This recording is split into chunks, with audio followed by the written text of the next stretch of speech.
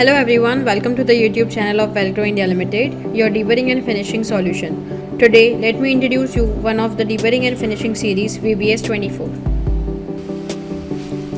This is the control panel of VBS 24. It has belt on and off system which provides grinding and deburring to the component. It also has a conveyor on and off which can let the component inside. It also have a conveyor up and down system which can provide and adjust the thickness. This machine have a technology of abrasive belt with two heads. First head is this and second head is this. If you want to change the belt, you can easily to change it. If you need to press this, the belt will come out.